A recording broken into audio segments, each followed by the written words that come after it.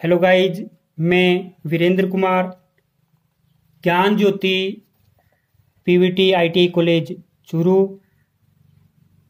Guys आज हम बात करेंगे salient pole type auto synchronous motor की। देखो, सिंक्रोनस मोटर दो प्रकार की होती है, सामान्य सिंक्रोनस मोटर और दूसरी auto synchronous motor. Auto synchronous motor दो प्रकार की होती है। एक तो होती है induction type auto synchronous motor और एक होती है salient pole type auto synchronous motor. तो आज हम इस मोटर के बारे में पढ़ते हैं। इस मोटर की विशेषता देखते हैं कि इस मोटर की विशेषता क्या है और इस मोटर का उपयोग कहाँ किया जाता है। वैसे हमने पहले पढ़ ली है induction type auto synchronous motor, लेकिन ये जो मोटर है इसका इस्तेमाल कहाँ किया जाता है और इस मोटर की विशेषता क्या है। तो मैं यहाँ पे पॉइंट लगा देता हूं। विशेषता, हम डायरेक्ट इस मोटर की विशेषता पढ़ेंगे और इसका उपयोग पढ़ेंगे। मैंने लगा दिया है पॉइंट विशेषता। इस मोटर में ये एक जो मोटर होती थी ना, induction type auto synchronous motor, उस मोटर में क्या होता था, एक चेंज और स्विच लगा हुआ होता था। तो यहां पे हो जाएगा कि इस मोटर में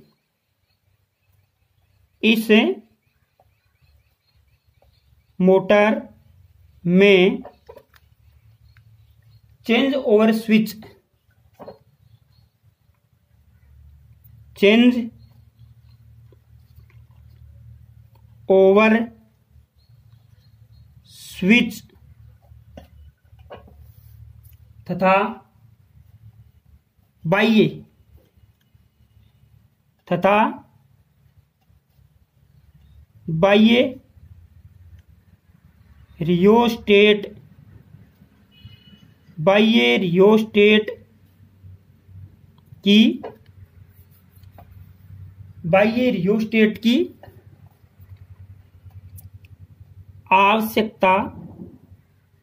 बाह्य रियोस्टेट की आवश्यकता नहीं होती है। बाह्य रियोस्टेट की आवश्यकता नहीं होती है। और हमें इस मोटर का यूज पढ़ते हैं। अगर ये मोटर क्या है, सेलिएंट पोल ऑटो सिंक्रोनस मोटर है। जो induction type auto synchronous motor होती थी उसमें क्या होता था, उनमें क्या होता था, एक चेंज और स्विच लगा हुआ होता था। मोटर की वाइंडिंग को बाह्य रियोस्टेट से जोड़ा जाता था ताकि मोटर में स्टार्टिंग में प्रतिरोध का मान उच्च हो। अगर प्रतिरोध का मान अधिक रखा जाता है तो मोटर में टॉर्क का मान भी अधिक होगा। तो यूज में हम पहला पॉइंट यहां पे पढ़ते हैं। इस मोटर को ऐसे स्थानों पर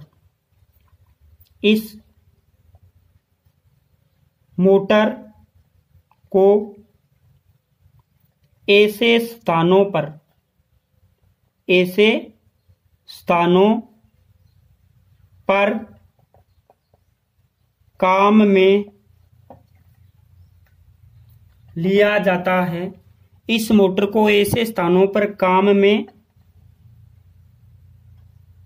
लिया जाता है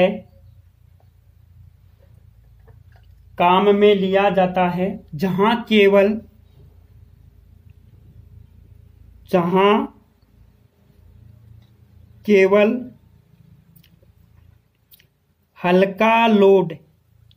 केवल हल्का लोड आरोपित हो,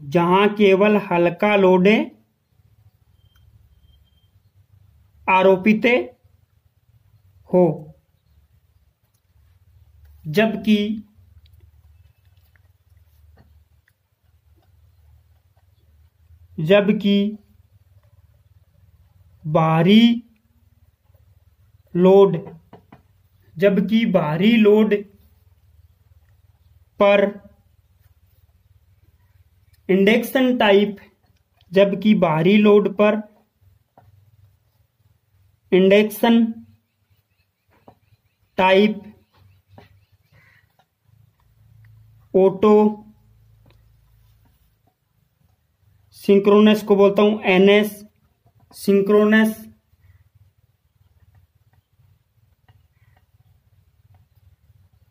मोटर ही काम में ली जाती है, काम में ली जाती है। तभी तो हमने बिल्कुल गहराई से पढ़ा है induction type auto synchronous motor. दूसरा पॉइंट, इस मोटर का उपयोग, कौन सी का? Salient pole type auto synchronous motor का उपयोग, इस मोटर का उपयोग विद्युत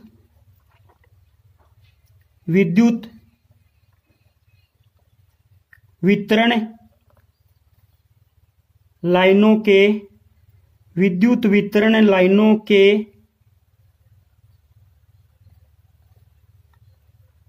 समांतर, विद्युत वितरण लाइनों के समांतर क्रम में संयोजित करके, समांतर क्रम में संयोजित करके लाइन का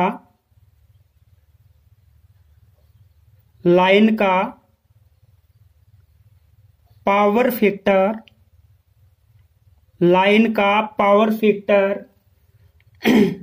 पीएफ पावर फैक्टर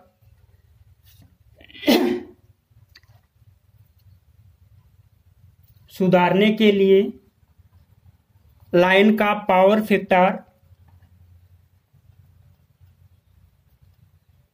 सुधारने के लिए किया जाता है, लाइन का पावर फैक्टर सुधारने के लिए किया जाता है। ओके, हम इसके बाद में इसी के अंदर एक नया टॉपिक पढ़ते हैं, इसी की कुछ विधियां पढ़ते हैं सिंक्रोनस मोटर की। मैंने सबसे पहले यह बताया कि सिंक्रोनस मोटर कभी सेल्फ स्टार्ट नहीं होती, उन्हें सेल्फ स्टार्ट बनाया जाता है। तो इसकी कुछ विधियां हैं वो हम पढ़ लेते हैं। तो मैं ऊपर हेडिंग लगा देता हूं, सिंक्रोनस मोटर को स्टार्ट करने की विधियां।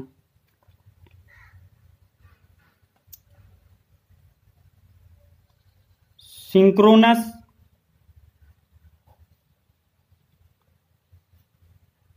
मोटर को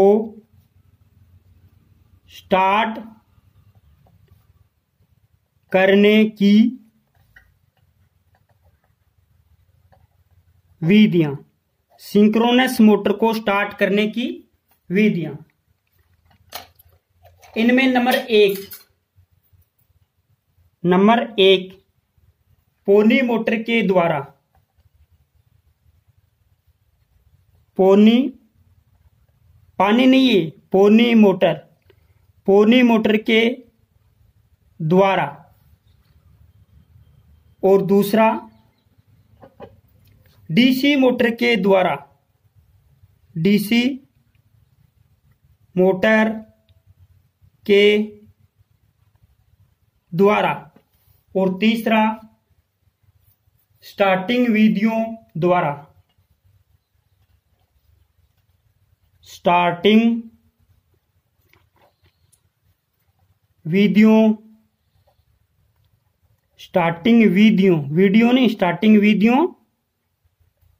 द्वारा। ओके, तो हम यहां पे पहला पॉइंट पढ़ लेते हैं, पोनी मोटर के द्वारा, ये मैन है गाइज। हम यहाँ पे पहले ही पॉइंट के बारे में पढ़ लेते हैं। नंबर 1, पोनी मोटर के द्वारा सिंक्रोनस मोटर को स्टार्ट करना। पोनी मोटर के द्वारा सिंक्रोनस मोटर को स्टार्ट करना। पोनी मोटर, यहां पे मैं लिख देता हूं, पोनी मोटर एक 3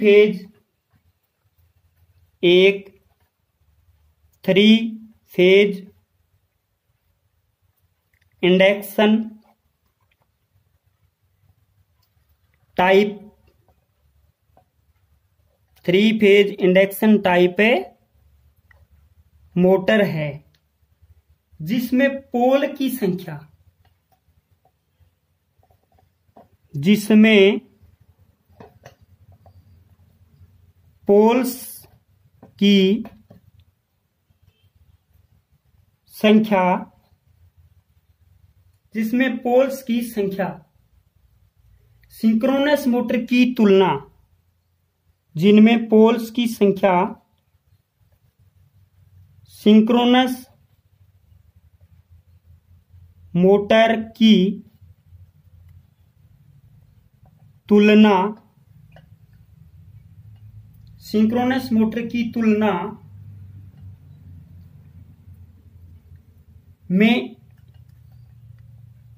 में एक जोड़ी, सिंक्रोनस मोटर की तुलना में एक जोड़ी कम, ध्यान में रखना, सिंक्रोनस मोटर की तुलना में एक जोड़ी कम रखी जाती है, रखी जाती है। पोल्स की संख्या सिंक्रोनस मोटर की तुलना में एक जोड़ी कम रखी जाती है, कम रखी जाती है, जिससे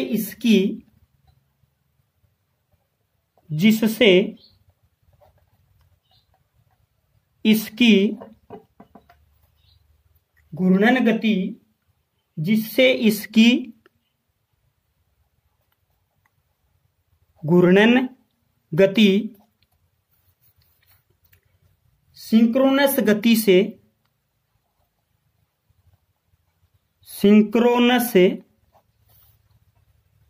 गति, और इसको मैं बोलता हूं NS, सिंक्रोनस गति से अधिक, सिंक्रोनस गति से अधिक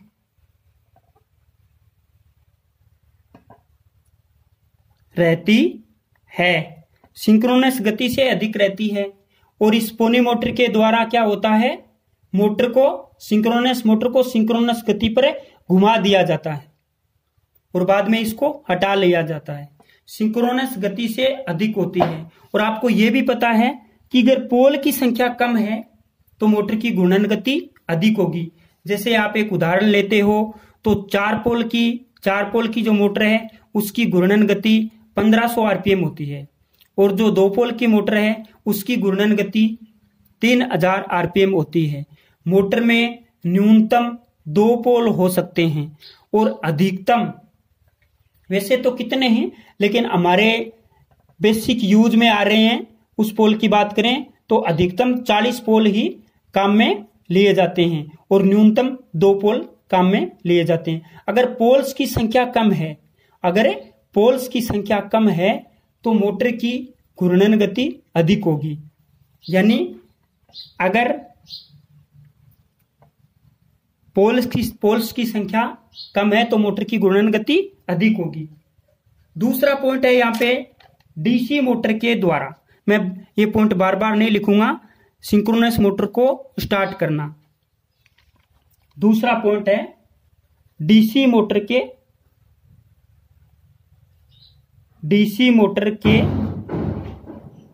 द्वारा ओके गाइज, इस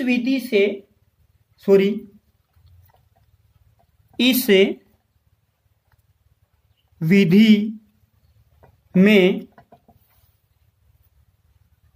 डीसी कंपाउंड मोटर, सेम यही रोल होता है। डीसी कंपाउंड मोटर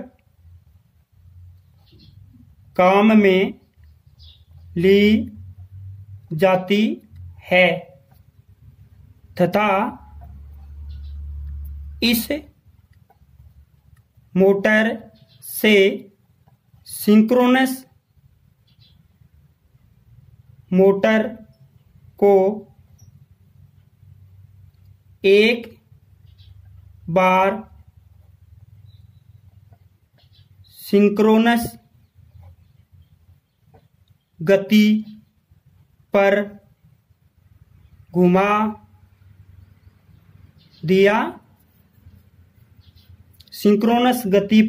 दिया जाता है। ओके गाइज, हम आगे बात करते हैं स्टार्टिंग विधियों के द्वारा। तीसरा पॉइंट रहेगा हमारा स्टार्टिंग विधियों के द्वारा। स्टार्टिंग विधियों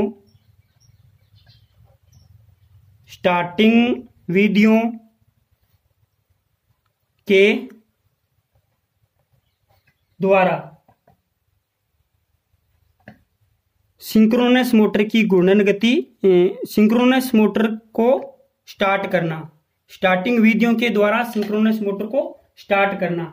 सेल्फ स्टार्टिंग विधि में तो यहां पे लिख देते हैं सेल्फ स्टार्टिंग विधि में, सेल्फ स्टार्टिंग विधि में ऑटो सिंक्रोनस मोटर को सेल्फ स्टार्टिंग विधि में नहीं है, सेल्फ स्टार्टिंग विधि ऑटो सिंक्रोनस मोटर को सेल्फ स्टार्टिंग विधि ऑटो सिंक्रोनस मोटर को सेल्फ स्टार्टिंग विधि ऑटो सिंक्रोनस मोटर को चलाने में सेल्फ स्टार्टिंग विधि एक होती है। सेल्फ स्टार्टिंग विधि स्टार्टिंग विधियों में कौन सी होती है? सेल्फ स्टार्टिंग विधि। सेल्फ स्टार्टिंग विधि ऑटो सिंक्रोनस मोटर को चलाने में, ऑटो सिंक्रोनस मोटर को चलाने में काम में ली जाती है। सेल्फ स्टार्टिंग विधि auto synchronous motor, self starting विधि ऑटो सिंक्रोनस मोटर को चलाने में काम में ली जाती है। ओके गाइज, तो स्टार्टिंग विधियां भी होती हैं। सेल्फ स्टार्टिंग विधि जो ऑटो सिंक्रोनस मोटर है वो सेल्फ स्टार्ट होती है, उसमें एक विधि का इसमें सेल्फ स्टार्टिंग विधि का इस्तेमाल किया जाता है। ओके गाइज, तो मैंने पहले पढ़ाया सिंक्रोनस मोटर, उसके बारे में classification of synchronous motor, synchronous motor का वर्गीकरण, उसके बाद में type of synchronous motor, synchronous motor के प्रकार। सिंक्रोनस मोटर मुख्यतः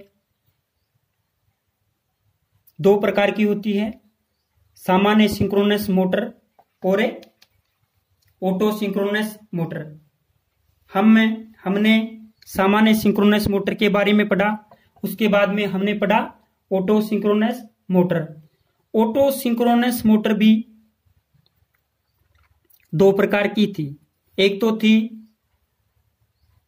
induction type auto synchronous motor और दूसरी थी salient pole type auto synchronous motor.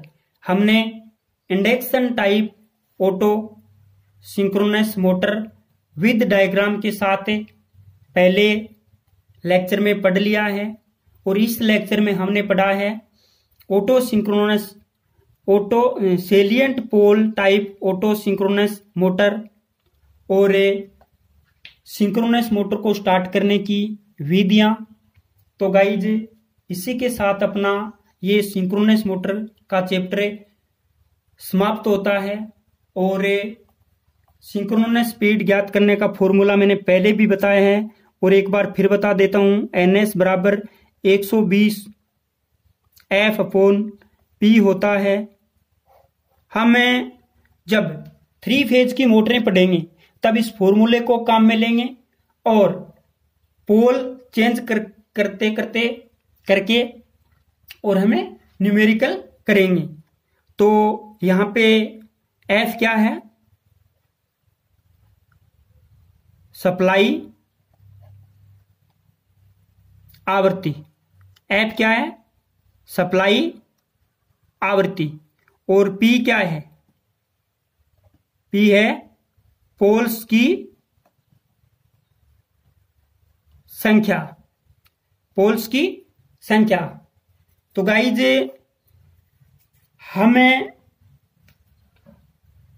हमने आज इस लेक्चर में पढ़ा salient pole type auto synchronous motor. एक बार फिर से मैं आपको इसका रिवीजन करवा देता हूं। इस मोटर की अगर विशेषता देखें auto synchronous motor salient pole type auto synchronous motor की, तो नंबर 1 है कि इस मोटर में चेंज ओवर स्विच तथा बाह्य रियोस्टेट की आवश्यकता नहीं होती है। इस मोटर का उपयोग कहाँ किया जाता है? इस मोटर को ऐसे स्थानों पर काम में लिया जाता है जहां केवल हल्का लोड आरोपित हो, यानी बहुत ही कम लोड आरोपित हो। अगर भारी लोड होगा तो मोटर सेल्फ स्टार्ट नहीं होगी, यानी मोटर चलेगी ही नहीं। जब हल्का लोड लगा हुआ है तो मोटर लोड उठा सकती है, अन्यथा मोटर नहीं चलेगी। वहां काम में ले सकते हैं जहां हल्का लोड पहले से लगा हो या आरोपित हो।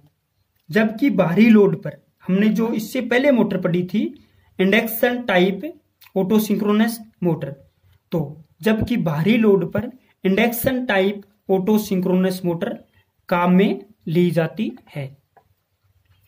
इस मोटर का उपयोग दूसरी जगह कहां उपयोग करते हैं? इस मोटर का उपयोग विद्युत वितरण लाइनों, विद्युत ट्रांसमिशन लाइनों के समांतर क्रम में संयोजित करके लाइन का पावर फैक्टर सुधारने के लिए किया जाता है। लाइन का पावर फैक्टर सुधारने के लिए किया जाता है। मेरा कहने का मतलब है कि स्टूडेंट अगर एसी सप्लाई के अंदर अगर पावर ज्ञात करते हैं P बराबर तो होता है VI cos phi। वो पावर डिपेंड करेगी cos phi पर कि इसकी वैल्यू कितनी है। इस पावर फैक्टर की वैल्यू जितनी कम होगी, इस पावर फैक्टर की वैल्यू जितनी कम होगी, मोटर में ऊर्जा की हानि उतनी ही अधिक होगी। तो लाइन का पावर फैक्टर सुधारने के लिए किस मोटर को काम में लिया जाता है? किस मोटर को काम में लिया जाता है? Salient pole type auto synchronous motor. आप सीधा बोल सकते हो सिंक्रोनस मोटर को काम में लिया जा सकता है। और वो मोटर किस क्रम में संयोजित की जाती है? लाइन के समांतर क्रम में संयोजित की जाती है, जहां विद्युत का उत्पादन होता है। उत्पादन होने के बाद में उनका वितरण यानी ट्रांसमिशन होता है। ट्रांसमिशन के अंदर जहां पे फीडर बने हुए हैं वहां पे ये मोटर होती है, ऑटो सिंक्रोनस मोटर होती है। लोड उसके ऊपर कुछ होता नहीं है, हल्का लोड होता है,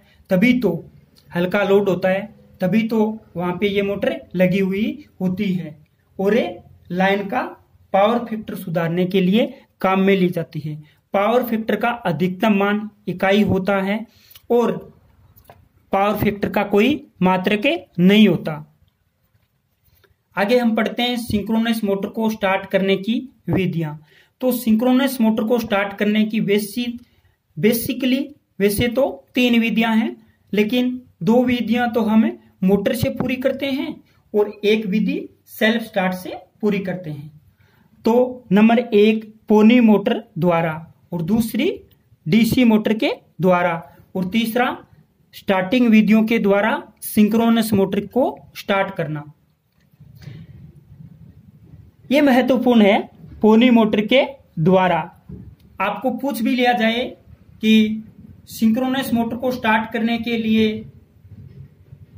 कौन सी मोटर काम में ली जाती है, तो वो है पोनी मोटर। और पोनी मोटर कौन सी होती है?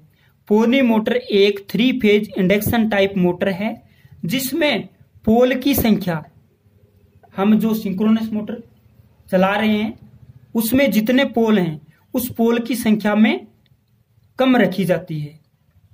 अगर पोल की संख्या कम होगी तो सिंक्रोनस गति का मान अधिक होगा। अगर पोल की संख्या P कम होगी तो सिंक्रोनस गति का मान अधिक होगा। मान लो मैंने यहां पे सप्लाई फ्रीक्वेंसी का मान कितना है 50 हर्ट्ज और पोल की संख्या कितनी है 2। तो मैं अगर सिंक्रोनस स्पीड ज्ञात करना चाहूं तो 120 इंटू 50, एफ की जगह क्या रखा 50 इंटू पी की जगह क्या रखा 2, तो क्या हो गया ये 2। तो मैंने क्या कर दिया, इसको काट दिया, ये कितना हो गया 6 हो गया। यानी 6 को 5 से गुणा किया तो कितना आया 6 पंजो 30 और एक बिंदी ये और एक बिंदी ये, तो ये कितना आ गया 3000 RPM रिवोल्यूशन पर मिनट। तो मोटर की घूर्णन गति क्या है 3000 RPM है। यहां पे मैंने 4 रख दिया, पोल की संख्या 2 अधिक रख दी, तो मोटर की घूर्णन गति कितनी हो जाएगी 1500 RPM। क्योंकि मैंने यहां पे 4 रख दिया तो क्या होगा, ये हो जाएगा 1 चौक 2 चौक 8 3 चौक 12, यानी 3 आ जाएगा। यहाँ पे 3 को 5 से गुणा किया तो कितना आया 15 और ये 2 बिंदी लगा दी तो 1500। तो मोटर की घूर्णन गति क्या है, पोल की संख्या बढ़ाने से कम हो रही है, लेकिन पोल की संख्या, मोटर की घूर्णन गति पोल की संख्या कम करने से, देखो पोल की संख्या कम करने से बढ़ रही है। तो पोनी मोटर एक 3 फेज इंडक्शन टाइप मोटर है जिसमें पोल की संख्या सिंक्रोनस मोटर की तुलना में 1 जोड़ी कम रखी जाती है। देख लो 4 की जगह 2 रखी जाती है, तो मोटर की घूर्णन गति क्या है 3000 RPM है। सिंक्रोनस मोटर की तुलना में 1 जोड़ी कम रखी जाती है जिससे इसकी घूर्णन गति सिंक्रोनस मोटर